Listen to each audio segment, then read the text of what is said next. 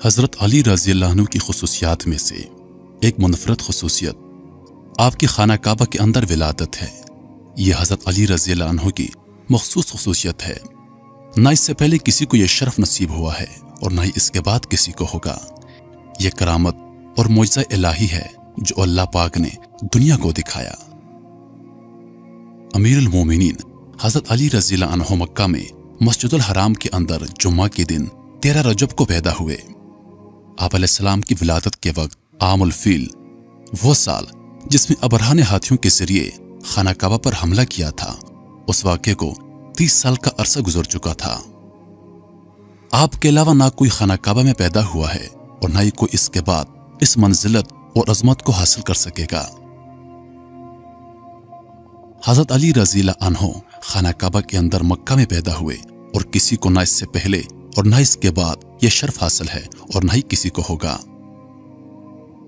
یہ وہ فضیلت ہے جو اللہ پاک نے آپ علیہ السلام کے لیے مختص کی ہے اور یہ آپ علیہ السلام کے مقام اور منزلت کی بلندی کا اظہار کرتی ہے اور آپ علیہ السلام کی کرامات میں سے ہے۔ آپ کے والد کا نام ابو طالب تھا، جو حضرت عبداللہ جو آپ صلی اللہ علیہ وآلہ وسلم کے والد گرامی ہیں ان کے بھائی ہیں۔ اس طرح حضرت علی رضی اللہ عنہ اور حضرت محمد مصطفیٰ صلی اللہ علیہ وآلہ وسلم آپس میں چچا زاد بھائی ہیں۔ آپ کی والدہ کا نام فاطمہ بنت اسد ہے۔ حضرت ابو طالب اور فاطمہ بنت اسد دونوں ہی ایک قبیلے سے ہیں۔ مورخین حضرات نے آپ دونوں کی شادی کو قبیلہ ہاشمی کی ایک مرد اور عورت کے درمیان پہلی شادی قرار دیا ہے اور اسی لحاظ سے یہ شادی خاص اہمیت کی حامل ہے۔ حضرت فاطمہ بنت اسد بہت ہی خدا ترس خاتون تھی۔ پیغمبر اکرم صلی اللہ علیہ وآلہ وسلم آپ کو ماں کے طور پر یاد فرمایا کرتے تھے، کیونکہ آپ صلی اللہ علیہ وآلہ وسلم کو جناب فاطمہ سے ماں کی محبت حاصل ہوئی تھی۔ مورخین اس بات پر متفق ہیں کہ حضرت علی رضی اللہ عنہ کی شہادت خارج کے ہاتھوں ہوئی۔ یہ وہی گروہ ہے جو حضرت عثمان رضی اللہ عنہ کے قاتل میں شامل تھا۔ بعد میں اس پارٹی میں اختلاف پیدا ہو گئے اور خوارج نے اپنی جماعت الگ بنا لی۔ باغی پارٹی کے برقی ارکان بدستور حضرت علی رضی اللہ عنہ کے گرد و پیش میں موجود رہے، تاہم ان کی طاقت اب کمزور پڑ چکی تھی۔ 3 خارجی ابن ملجم، برق بن عبداللہ اور عمرو بن بکر تیمی اکٹھے ہوئے اور انہوں نے منصوبہ بنایا کہ حضرت علی رضی اللہ عنہ، معاویہ اور عمرو بن عاص رضی اللہ عنہ کو ایک ہی رات میں قتل کر دیا جائے۔ انہوں نے اپنی طرف سے اپنی جانوں کو اللہ تعالیٰ کے ہاتھ فروخت کیا، خود کا حملے کا ارادہ کیا اور تلواریں زہر میں بجھا لی۔ ابن ملجم کوفہ آ کر دیگر خوارج سے ملا جو خاموشی سے مسلمانوں کے اندر رہ رہے تھے۔ اس کی ملاقات ایک حسین عورت قطامہ سے ہوئی جس کے باپ اور بھائی جنگ نہروان میں مارے گئے تھے۔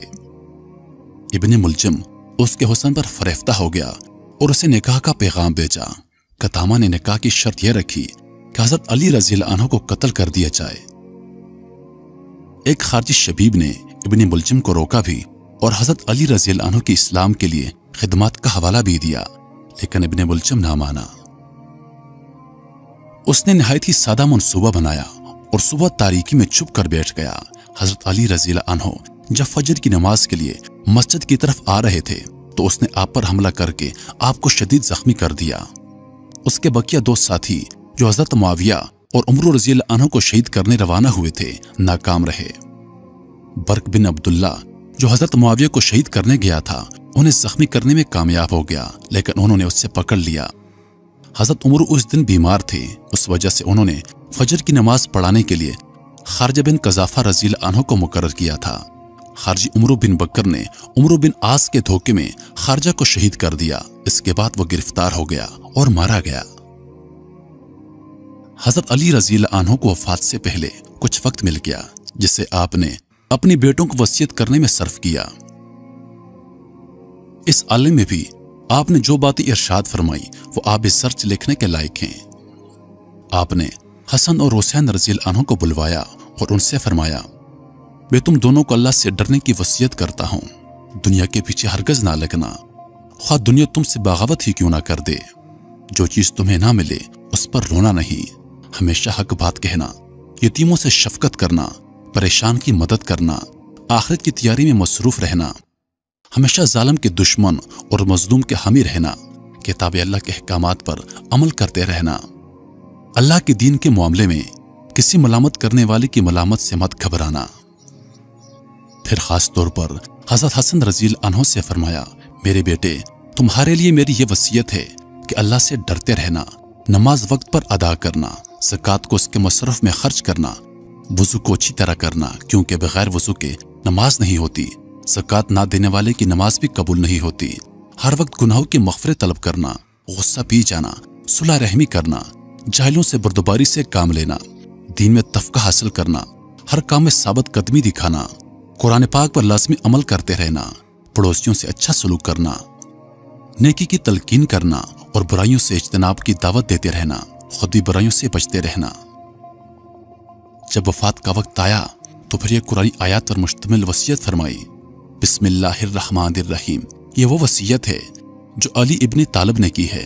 वो इस बात की वसीयत करता है कि अल्लाह के सिवा कोई माबूद नहीं, वो अकेला है, उसका कोई शरीक नहीं, और मोहम्मद सल्लल्लाहु अलैहि वसल्लम उसके बंदे और रसूल हैं, जिन्हें अल्लाह ताला ने हदायत और दीन के हक के साथ भेजा ताकि वो इस दीन को तमाम अदबियान पर गालिब फरमा दें, ख्वाह ये बात मुशरिकीन को नागवार गुजरे। यकीनन मेरी नमाज, मेरी कुर्बानी, मेरी जिंदगी और मेरी मौत सब कुछ अल्लाह रब्बुल आलमीन के लिए है, जिसका कोई शरीक नहीं। मुझे उसी का हुक्म दिया गया है और मैं फरमाबरदार लोगों में से हूँ। हसन बेटा, मैं तुम्हें और अपनी तमाम औलाद और अपने तमाम घर वालों को अल्लाह से डरने की वसीयत करता हूँ, जो तुम्हारा रब है। इस बात की वसीयत करता हूँ कि सिर्फ इस्लाम ही की हालत में जान देना। तुम सब मिलकर अल्लाह की रस्सी को मजबूती से थाम लो और तफरके में ना पड़ो। अपने रिश्तेदारों से अच्छा सलूक करना, इससे अल्लाह तुम पर हिसाब नरम फरमा देगा। यतीमों के मामले में अल्लाह से डरते रहना, इन पर यह नौबत न आने देना कि वो अपनी जुबान से तुमसे मांगे और न ही तुम्हारी मौजूदगी में परेशानी में मुब्तला हों। और अल्लाह से पड़ोसियों के हुकूक के बारे में भी डरना। इसके बाद हजरत अली रज़ी अल्लाह अन्हु ने और भी बहुत सी नसीहतें फरमाई, जिनमें खासकर नमाज, ज़कात, जहाद, अमर बिल मारूफ की नसीहत थी। मुआशरे के कमजोर तबकात यानी गुरबा और मसाकीन और गुलामों के बारे में खास वसीयत फरमाई और सहाबा कराम के बारे में फरमाया, तुम्हारे मौजूद होते हुए किसी पर जुल्म ना किया जाए। अपने नबी के सहाबा के बारे में अल्लाह से डरते रहना, रिश्तों को तोड़ने और तफरका फैलाने से बचते रहना, नेकी और तकवा के मामले में एक दूसरे की मदद करना और नाफरमानी और सरकशी में किसी की मदद ना करना। अल्लाह से डरते रहना, क्योंकि अल्लाह सख्त अज़ाब देने वाला है। अल्लाह तुम्हारी और तुम्हारे अहले खानदान की हिफाजत करे, जैसे उसने तुम्हारे नबी करीम सल्लल्लाहु अलैहि वसल्लम की हिफाजत फरमाई थी। मैं तुम्हें अल्लाह के सुपर्द करता हूँ और तुम पर सलाम और अल्लाह की रहमत भेजता हूँ। हजरत अली रज़ी अल्लाह अन्हु की वसीयतें ऐसी हैं कि पढ़ने वाले का दिल भर आता है। इन वसीयतों में जो खत कशीदा अल्फाज हैं, उन पर गौर कीजिए तो मालूम होता है कि दीगर सहाबा कराम के बारे में आपकी राय क्या थी। आपने हजरत हसन रज़ी अल्लाह अन्हु को खासकर इस बात की तलकीन फरमाई कि सहाबा कराम को साथ मिलाया जाए, उनसे तफरका ना पैदा किया जाए और उन्हीं के साथ रहा जाए, ख्वाह इसके लिए उन्हें किसी भी किस्म की कुर्बानी देना पड़ जाए। चुनांचे हम जानते हैं कि हजरत हसन रज़ी अल्लाह अन्हु ने यही किया और कुर्बानी की ऐसी तारीख रकम की जिस पर मिल्लत इस्लामिया कयामत तक फख्र करती रहेगी। अपने कातिल के बारे में हजरत अली रज़ी अल्लाह अन्हु ने यह वसीयत फरमाई, बनु अब्दुल मुत्तलिब, कहीं तुम मेरी वजह से मुसलमानों के खून ना बहा देना और ये कहते ना फिरना कि अमीर अल मोमिनीन कत्ल किए गए हैं तो तुम उनका इंतकाम ले रहे हो, सवाए मेरे कातिल के किसी को कत्ल ना करना। हसन, अगर मैं इसके वार से मर जाऊं तो कातिल को भी एक ही वार में खत्म करना, क्योंकि एक वार के बदले में एक ही वार होना चाहिए। हजरत अली रज़ी अल्लाह अन्हु की शहादत के बाद हजरत हसन रज़ी अल्लाह अन्हु ने इब्न मुलजम को तलब किया तो उसने आपको एक ऑफर की। उसने कहा कि आप मुझे एक अच्छा काम करने देंगे। वो ये है कि मैंने अल्लाह पाक से एक अहद किया था और मैं उसे जरूर पूरा करना चाहता हूँ। वो अहद मैंने खाना काबा के करीब किया था कि मैं अली और मुआविया दोनों ही को कत्ल करूंगा या खुद इस कोशिश में मारा जाऊंगा। अगर आप चाहें तो मुझे छोड़ दें ताकि मैं मुआविया को कत्ल कर दूं। मैं आपसे अल्लाह के नाम पर वादा करता हूं कि अगर मैं उन्हें कत्ल ना कर सका या कत्ल करके जिंदा बच गया तो आपके पास आकर आपके हाथ में अपना हाथ दूंगा। हजरत हसन रज़ी अल्लाह अन्हु ने फरमाया, मैं इस काम के लिए तुम्हें हरगज ना छोड़ूंगा कि तुम आग को और भड़काओ। इसके बाद इब्ने मुलजिम को कत्ल कर दिया गया। हजरत अली रज़ियल्लाहु अन्हु की शहादत पर आलम इस्लाम में कोहराम मच गया और सभी सहाबाए कराम ने निहायत दुख का इजहार किया। बास ऐसे लोग जो सहाबाए कराम से बोझ रखते हैं, हजरत अली रज़ियल्लाहु अन्हु पर जुबान दराज करते हुए कहते हैं कि आपकी खिलाफत मुआज़ल्लाह नाकाम रही। वो आपके दौर का मुआजना हजरत अबू बकर सदीक रज़ियल्लाहु अन्हु, हजरत उमर रज़ियल्लाहु अन्हु और हजरत उस्मान रज़ियल्लाहु अन्हु के द्वार से करते हैं। इनके दौर में मुसलमानों को किस कदर फतुहात नसीब हुई और कैसो कसरत की सल्तनतें सरंगों हुई। इसके बरक्स हजरत अली रज़ियल्लाहु अन्हु के दौर में खाना जंगी रही और मुसलमान एक दूसरे का गला काटते रहे। बैरूनी फतुहात रुक गई और आलम इस्लाम इंतशार का शिकार हो गया। दूसरी तरफ बाकी हुकूमती मामलात पर छाए रहे और उन्होंने मुसलमानों के एक दूसरे से लड़ना शुरू कर दिया। हकीकत तो यह है कि इस किस्म की बातें आम इमरानियात और तारीख से लाइल्मी का नतीजा हैं। इल्म इमरानियात और तारीख के माहिरीन ये जानते हैं कि फतुहात और बहरान सल्तनतों की तारीख का हमेशा से हिस्सा रही हैं। कभी तो हालात मुस्बत रुख अख्तियार करते हैं और एक सल्तनत फतुहात हासिल करके फिरती चली जाती है और कभी सल्तनतों को बहरान पेश आते हैं। हजरत अबू बकर, उमर और उस्मान रज़ियल्लाहु अन्हु के द्वार में पहली कैफियत थी, जबकि हजरत उस्मान रज़ियल्लाहु अन्हु के आखिरी और हजरत अली रज़ियल्लाहु अन्हु के पूरे दौर में बहरान की सी कैफियत थी। इसी वजह से हजरत अली रज़ियल्लाहु अन्हु के दौर का मुवाजना सबका द्वार से दुरुस्त नहीं है। यह बात किसी हुक्मरान के बस में नहीं होती कि वह हालात को मुस्बत या मनफी बना सके, बल्कि इसका कमाल इसमें होता है कि वह मुस्बत या मनफी हालात में किस तरह से परफॉर्म करता है और इम्कानात को किस तरह से इस्तेमाल करता है। हजरत अली रज़ियल्लाहु अन्हु हकीकत में मर्द बहरान थे। आपने अंदरूनी और बैरूनी खतरात से जिस तरह उम्मत मुस्लिमा की हिफाजत फरमाई, उसकी तफसील को देखा जाए तो आप एक कामयाब हुक्मरान थे। प्यारे दोस्तों, उम्मीद करता हूं कि आप लोगों को वीडियो पसंद आई होगी।